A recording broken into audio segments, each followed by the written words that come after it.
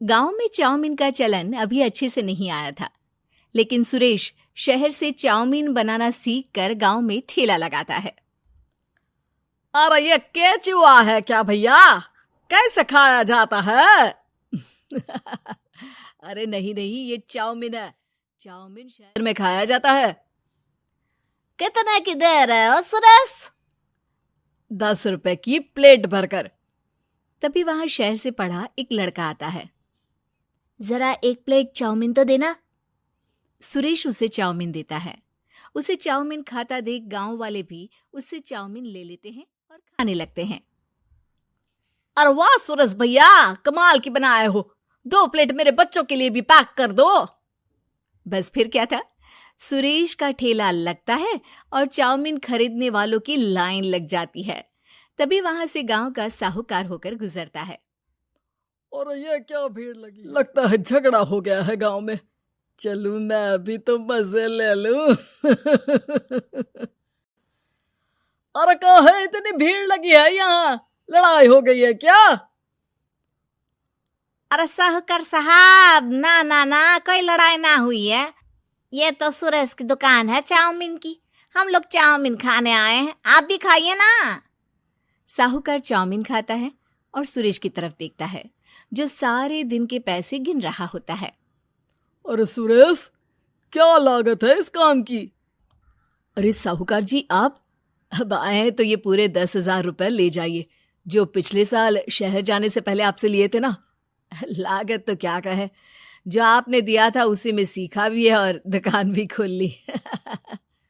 अरे पैसे इतने जल्दी, क्या जरूरत थी? कैसे जरूरत नहीं थी साहूकार जी, इतना मोटा ब्याज कहाँ से भरते। साहूकार को अब सुरेश की दुकान को हड़पने की लालच आ जाती है।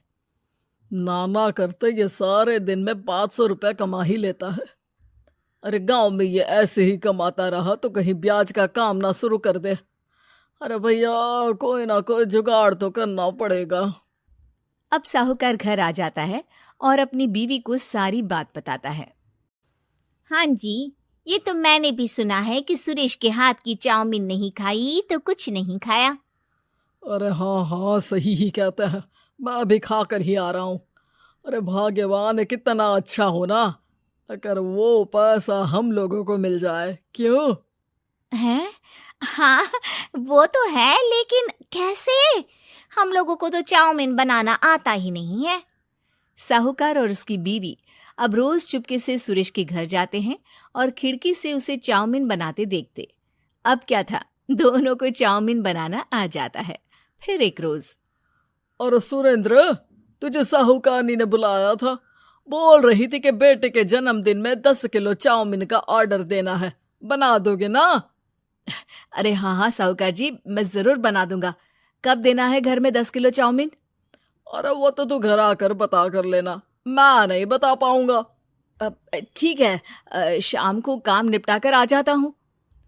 सुरेश साहूकार के घर जाता है, लेकिन वहां मियाँ बीवी मिलकर उसे बंधक बना लेते हैं। अरे मुझे क्यों बांध रखा है, मुझे छोड़ दो। आज से तेरा ठेला मैं लगाऊंगा और बहुत सारे पैसे कमाऊंगा। साहूकार एक आदमी को सुरेश की निगरानी में लगा देता है और वहां से चला जाता है। अगले दिन, अरे साहूकार जी, आप कब से चाउमीन बेचने लगे और अपना ये सुरेश कहाँ गया?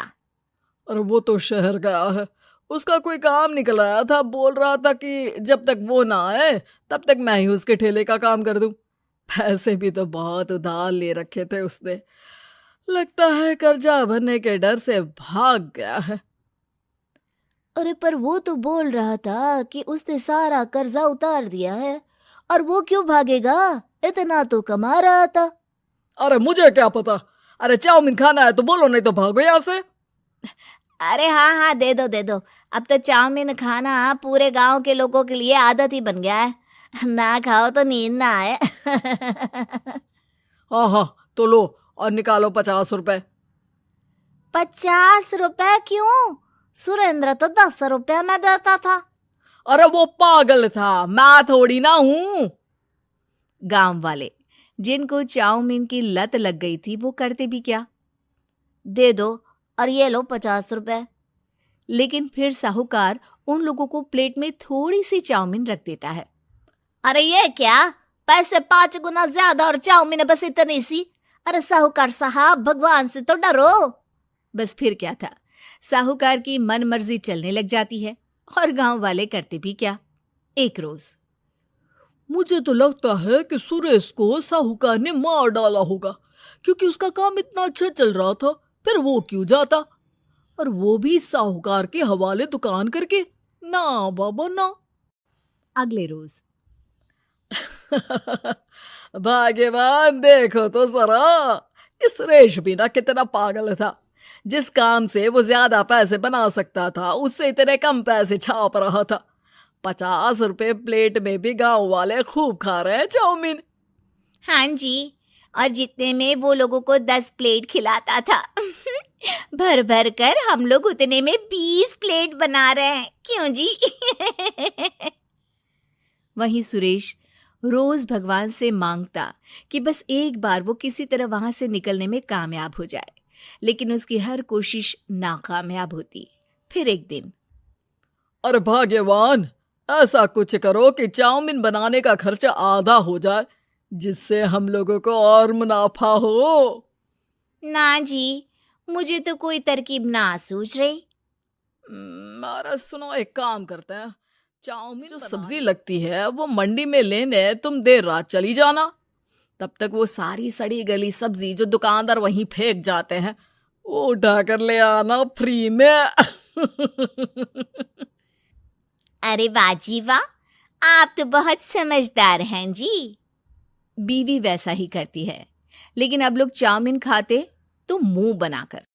फिर एक बार, अरे राम राम राम, ये पेट में दर्द काहे हो रहा है? आई, आई, आई, आई, आई। अरे हाय, मेरा भी पेट दर्द के मारे फटा जा रहा है। सभी को शक हो जाता है कि उन लोगों को चाउमीन खाने से ही ये बीमारी हो गई है। वहीं दूसरी तरफ जो आदमी सुरेश की निगरानी कर रहा था, वो सो रहा होता है और मौका देखकर सुरेश वहां से भाग जाता है। सुरेश गांव वालों के पास जाकर उन्हें सब कुछ बता देता है। बस अब क्या था, साहूकार के घर पुलिस पहुंच जाती है। चलो, तुमने गांव के लोगों को खराब सब्जी वाली चाउमीन खिलाकर बीमार किया और सुरेश को बंधक बनाया। तुम्हें इसीलिए हम गिरफ्तार कर रहे हैं। साहूकार को पुलिस ले जाती है और फिर अगले दिन से सुरेश का ठेला गांव के बाजार में लग जाता है, जहां अब पहले से ज्यादा भीड़ होती है।